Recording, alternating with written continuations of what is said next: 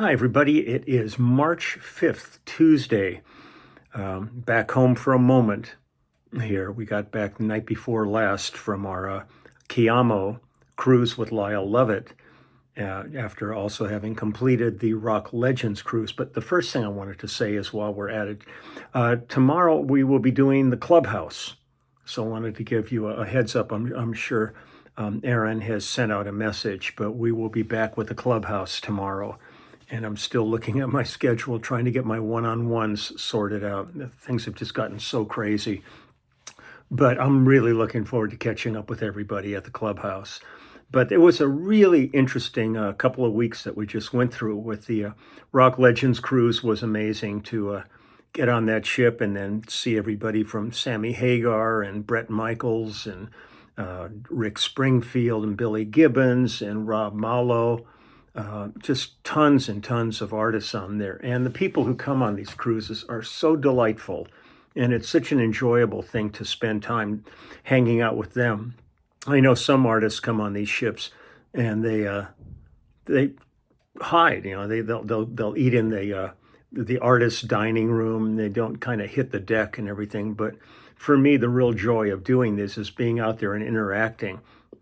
So I would find myself going to the main dining room and just talking to people and taking pictures and signing stuff and sitting and eating with them and meeting some really, really interesting people on there. We would talk for a bit about music, and then suddenly we were talking, they were maybe a scientist or something, and talking about their lives and their careers.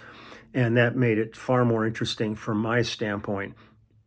But we had good shows with the band. The first night was a difficult one. It was the on-deck show on the top of the ship, and the wind was really blowing hard, and Cooch had a really difficult time with it, and he was almost like he had vertigo. He was really struggling just to stay upright, because plus when you're holding an instrument, it becomes like a sail. And Russ's cymbals were fly. He said he went a couple of times to hit a cymbal crash, and the cymbal wasn't there. It was up at another angle. But we got that done, and then one of the things that was great was they screened the documentary movie in the movie theater on the ship. And the thing that surprised me so much was walking around, even before they screened the movie, was how many people on the ship came up to say they'd seen the movie already and absolutely love it. So that was really reassuring. I let Danny Tedesco know that, and he was thrilled.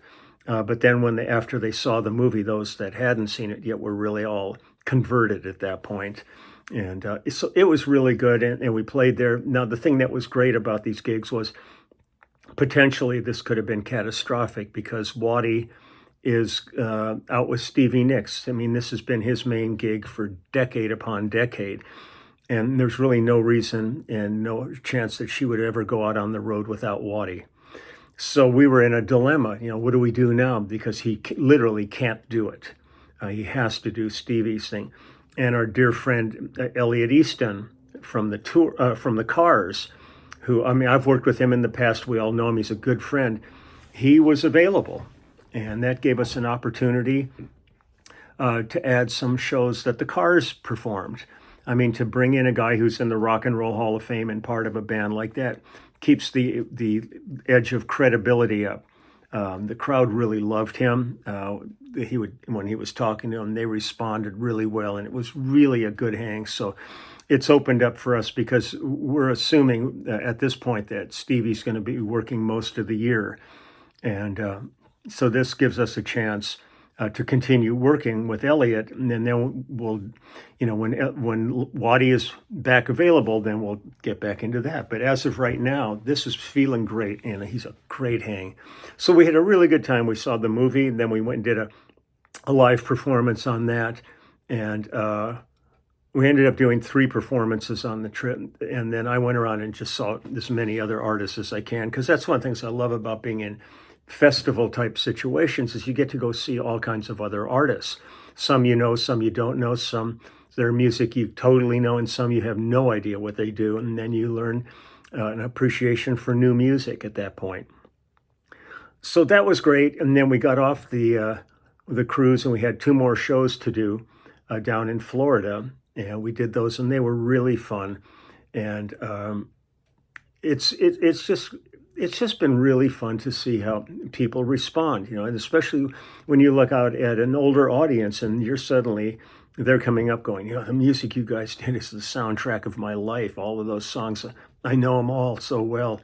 And I say, well, come up and play. I don't know them at all. No, I'm just, but that was great. And then we got checked out of the hotel in the morning and hooked up with Lyle and company and got back on the Kamo cruise.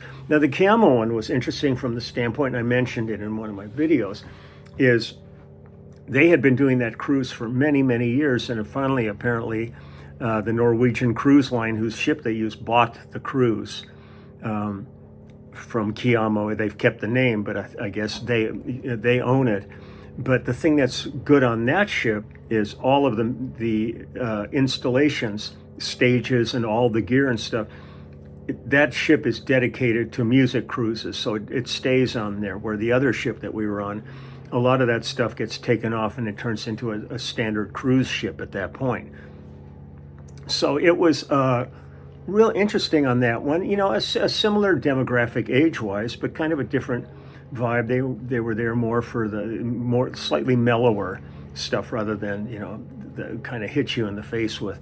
But it was fun on the other one. Saw Canned Heat. The only original member from Canned Heat is the drummer, who's still out there. But the great Jimmy Vivino, who I've done lots of work with over the years, who was the music director for the Conan O'Brien show, is now playing guitar and singing with Canned Heat. So it was great to see him. We had breakfast and hung out and stuff. And it was really good. So when we got to the Kamo one, suddenly, I was seeing Rodney Crowell and Sean Colvin, and there were just tons and tons of artists that I knew, either personally or I knew their music.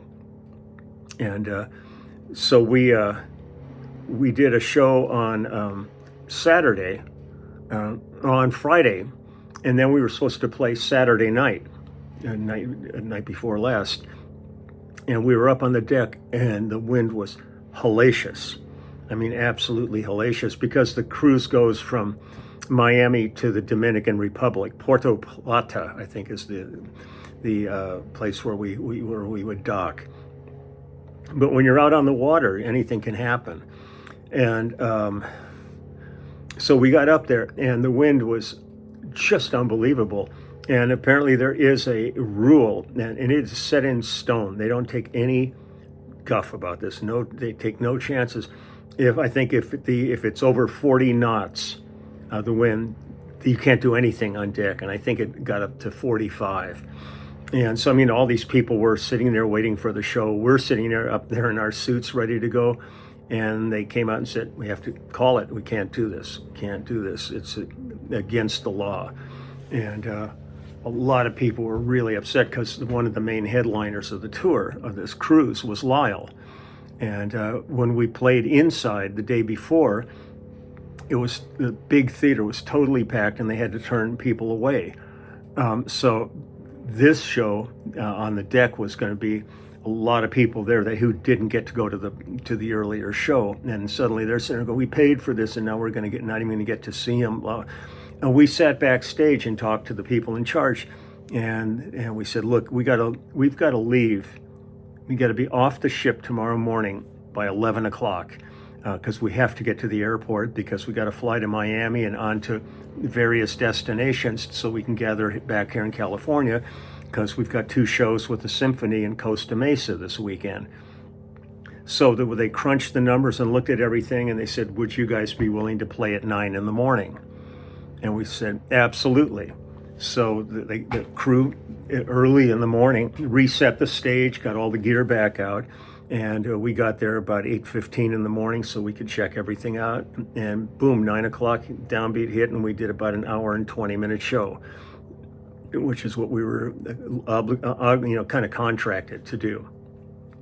So it worked. And then we got to the airport, and you're somewhat in a third world country, so it was a little bit chaotic trying to get all the stuff and all of our equipment and all of us together, but got it together, then got to Miami, where we all started scattering. And I know Jim Cox and I were on the flight back to LAX, but guys were going to Austin and Nashville different places. And we get on the plane, it's so typical now. We get on the plane and we're ready to go, and it pulls away, and then the captain starts making the announcements. There's some weather issues going on, and the airport is backed up. There were 43 other aircraft waiting to take off. You're kind of just sitting there going, I knew it. I just knew it. Everything was going okay.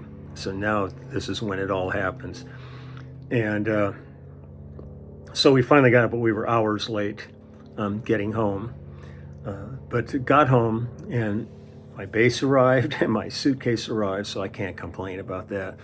But it was fun while I was on the cruises. I carry my SST, my SSL interface with me, and I worked on 2 album projects while we were on the ship. So in the wee hours of the morning where I really couldn't sleep, I would just open the cabin door and hear the ocean out there and the wind blowing in. I just sat there and did bass parts for this gentleman who I've been doing a project for in Italy, Alessandro Del Vecchio, and one other project.